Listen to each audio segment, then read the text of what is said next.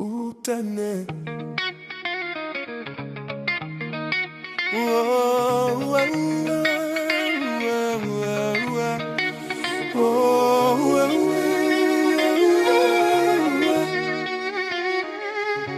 oh, Tania.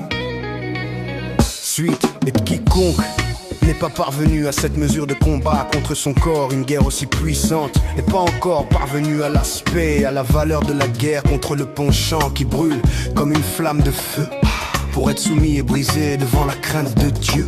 Et il en est ainsi concernant le sujet. L'action de grâce, Birkat Amazon, et de toutes les bénédictions de jouissance et des commandements faits avec intention. Et il va sans dire l'intention des commandements pour leur propre nom. Et il en est ainsi concernant l'occupation de l'étude de la Torah. Étudier beaucoup plus que son envie et sa volonté selon sa nature et son habitude. Bah, une guerre puissante contre son corps, car celui qui étudie un peu plus que sa nature. Ceci est une petite guerre qui n'a ni valeur ni ressemblance avec la guerre contre le penchant brûlant comme le feu, lequel est appelé impie accompli. Rachagamour, s'il ne victorie pas son penchant pour être soumis et brisé devant Dieu. Et qu'importe pour moi l'aspect, écarte-toi du mal. Sourd mes rats, où l'aspect fait le bien. Roi cet or, tout est le commandement du roi saint, unique et un. Béni soit-il.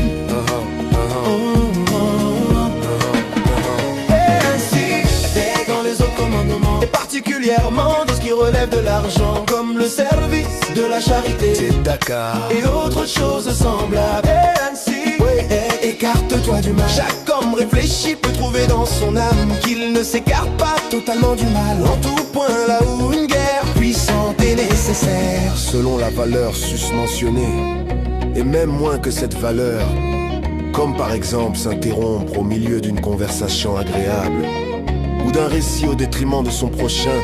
Même un dénigrement petit et très léger, bien qu'il soit vrai. Et même pour se disculper soi-même, comme on le sait de ce que Rabbi Shimon dit à son père, notre saint maître.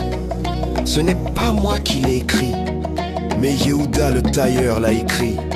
Et il lui dit, éloigne-toi de la médisance. Et ainsi de suite pour de nombreuses choses très courantes, et particulièrement concernant le sujet de se sanctifier dans ce qui lui est permis, ce qui est une obligation de la Torah. Comme il est écrit, soyez saints, Kedoshim, et sanctifiez-vous.